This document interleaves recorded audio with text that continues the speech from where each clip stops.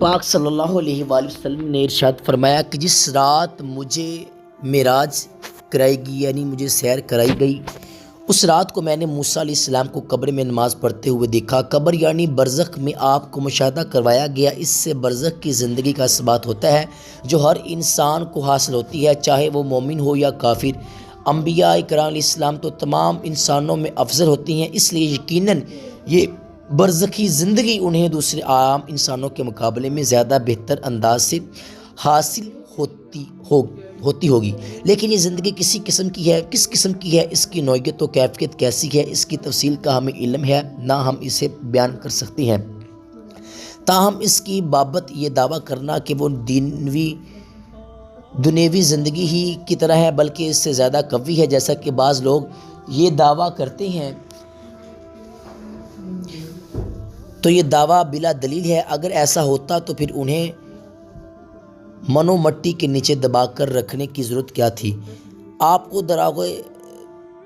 داروغہ جہنم جس کا نام مالک ہے اور دجال جس کا خروج قیامت کے قریب ہوگا، ان دونوں کا مشاہدہ بھی اسی رات کی نشانیوں کے طور پر کرایا گیا۔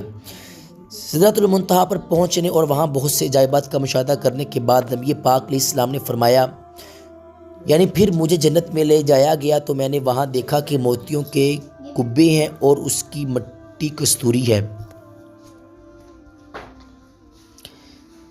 جنت میں آپ نے کوثر نہر کا مشاہدہ فرمایا۔ حضرت انس رضی اللہ تعالیٰ عنہ سے روایت ہے، فرماتے ہیں کہ جب نبی کو معراج کرائی گئی تو آپ نے فرمایا، میں ایک نہر پر آیا، اس کے دونوں کنارے موتیوں کے کبوں کی تھے۔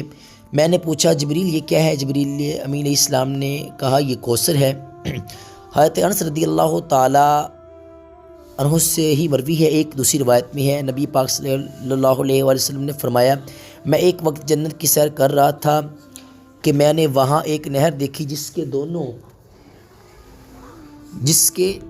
دونوں کنارے جوف دار موتیوں کے کبے تھے۔ میں نے پوچھا، جبریل یہ کیا ہے؟ جبریل علیہ السلام نے کہا، یہ کوثر ہے جو آپ کے رب نے آپ کو عطا کی ہے، اس کی مٹی خوشبودار کستوری ہے۔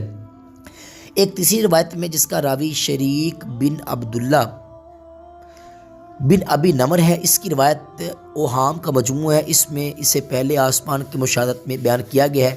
حافظ ابن حجر رحمۃ اللہ تعالیٰ علیہ نے شریک کی روایت کے جس 10 سے زیادہ اوہام کا ذکر کیا، انہی اوہام میں سے ایک وہم نہر کوثر کا ذکر پہلے آسمان پر کرنا ہے۔ بہرحال ان روایات سے اس بات کا ثبات ہوتا ہے کہ کوثر نہر جنت میں ہے اور نبی پاک صلی اللہ علیہ وسلم نے معراج کے موقع پر جنت میں اس کا مشاہدہ کیا ہے۔ نبی صلی اللہ علیہ وسلم کو روز محشر میدان حشر میں ایک حوض عطا کیا جائے گا جس کا پانی دودھ سے زیادہ سفید اور اس کی خوشبو کستوری سے زیادہ پاکیزہ، اور اس میں رکھے گئے آب خورے آسمان کے تاروں کی طرح ان گنت ہوں گے، جو اس سے پانی پی لے گا کبھی پیاسا نہیں ہوگا۔